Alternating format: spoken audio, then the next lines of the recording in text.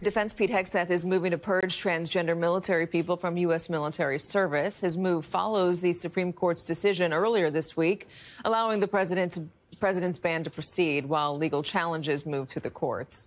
So far, about 1,000 service members have self-identified as transgender. That is out of 1.3 million active duty service members. Hegseth is giving them between 30 and 60 days to leave voluntarily or to be forced out. It is not clear, though, how the Pentagon might go about removing transgender service members from the military if they do not self-identify. Joining us now, host of the Independent Americans podcast, Paul Rieckhoff. Paul, what's this doing to morale? Crushing it. Like everything else he's doing over there lately. I think it's another disruption. It impacts a relatively small number of people, less than 1%, but it's bad, it's reckless, I think it's bigoted, it's mean, and you have to actually, it's not just a ban, right, which would have been stopping people from going in, it's a purge, meaning removing people who are forward deployed, who are in units. So everybody you remove has a hole. It impacts that unit, it impacts that command, it impacts all the people around them, the families. So it's very, very disruptive, which has become the status quo for Hegseth. Has there been any reporting that people, transgender people in the military haven't been able to do their jobs? No. Or that standards have been lowered for them? No, and that's exactly why this is bigoted. It's unfair. It's un-American. Everybody should have an equal opportunity to serve and potentially die for their country. I think there's also another element here. He keeps doing this because it's a culture war, right? He wants these symbols. He's announced that they have till June 6th. Which is D-Day, whether that's, you know, some kind of spectacular culture war moment or they just want to be mean. But there's always a component here that kind of links it to American history in a way that politicizes even something like D-Day. If you're not self-reporting that you're transgender, how are they going to purge you? Or does it become a version of don't ask, don't tell? It probably does, yeah. I mean, or maybe they go around and start doing questionnaires, or they start asking people to report each other, which is also really damaging and it will destructively impact morale. What is the difference between this and the former ban on gay people in the military?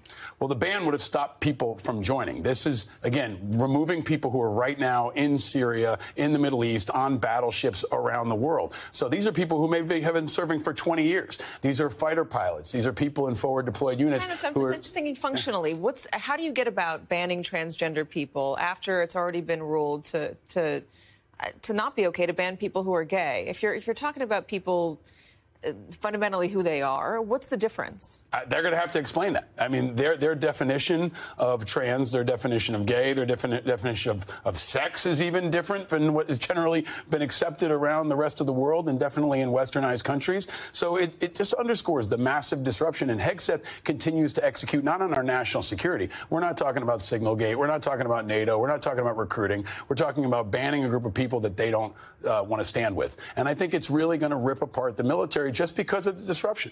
Tell me about what's happening right now at military universities, institutions, academies. Well, they're going to have to figure out how to implement this as well. They're going to have to change their acceptance standards. They're going to have to change potentially who's teaching. This anti-woke push for the academies. Well, the thing I keep saying, Katie, is everything they're doing at the Pentagon and the military is what they want to do for the rest of society. They're just doing it there first because, in part, it's easier to get the military to do what you want them to do. So they ban books. They're banning trans people. They're trying to attack DEI and remove books by Maya Angelou or anything else that they view unacceptable from the curriculum, from the academic institutions, as a way of cascading down to the rest of society. So watch the Pentagon space, not just because of national security, because it's the tip of the spear for the total transformation of society that they want to execute. Does it hurt attendance? Does it hurt people who want to join the military or join an academy? Yes. I mean, it just narrows. Or does it change the type of person who wants to join? It does both. Right? I mean, you're going to get more people who are anti-woke and love Fox News and think that Pete Hegseth is MacArthur. And you get other people who don't want to be a part of a military that becomes more narrow, becomes more male, becomes more right-wing, becomes more white. I mean, that is the army and the military that they're building. It doesn't look like the military of 2024. It looks like the military of 1864. And that's the real problem here, is they're dragging us backward to make it look like the army of the Confederacy, not a modern military that can fight around the world. The Daily Show sat down with some transgender service members. Let me play a portion of that. It's very physically intense. After going through a pretty extensive medical exam to even get into the military, going to basic training, it's a lot like what most people think it is. It's like boot camp? Yeah, it's boot camp. All the trans people that are serving go above and beyond the standards, and they do their job every day. But it's interesting to hear that we are too strong for sports, but too weak for the military. So? Bingo. I mean, that's right. I mean, yesterday, Hegseth spoke at the Special Operations Command. There are at least 2 Green Beret Special Forces soldiers that are trans.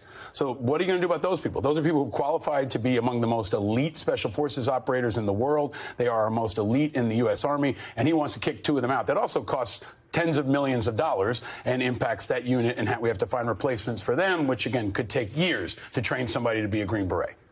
You say this is something that that the administration wants to do, broadly speaking, to society as a whole. Why do you feel strongly that they're just doing it first, the military, and that this is what they want to go to, that they want to ban being transgender? Do they want to ban same-sex marriage? How far do they want to roll us back, in your opinion?